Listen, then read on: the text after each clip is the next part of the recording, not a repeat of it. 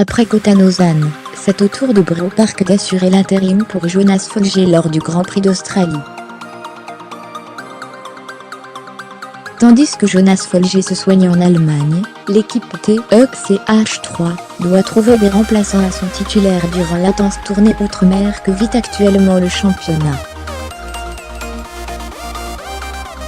C'est ainsi que Kota Nozan, pilote essayeur Yamaha, a été appelé en renfort in extremis pour le Grand Prix du Japon, où il a fait ses débuts en motogue.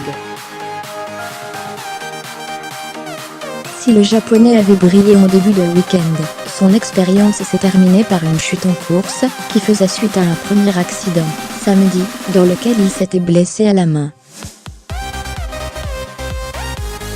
Alors que le motogue enchaîne avec l'épreuve de Phillip Island cette semaine, c'est cette fois un autre pilote du groupe Yamaha, l'Australien, que TECH3 accorde sa confiance.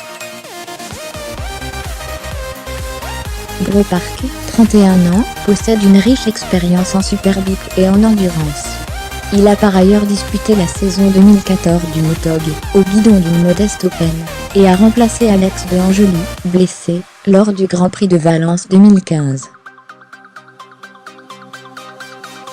Bien entendu, je souhaite remercier le temps monstre Yamaha TECH3 de m'offrir cette magnifique opportunité de disputer mon Grand Prix à domicile devant tous mes supporters, mes fans et ma famille.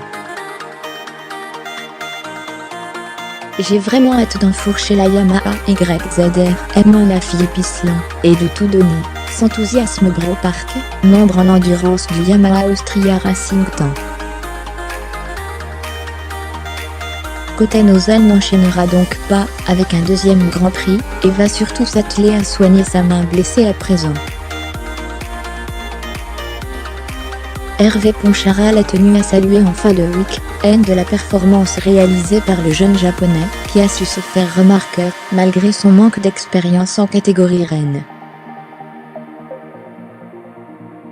Je pense qu'il a démontré qu'il possède un très bon niveau, et qu'il pourrait avoir beaucoup de succès en motogue dans un avenir proche, juge le directeur de l'équipe TECH3.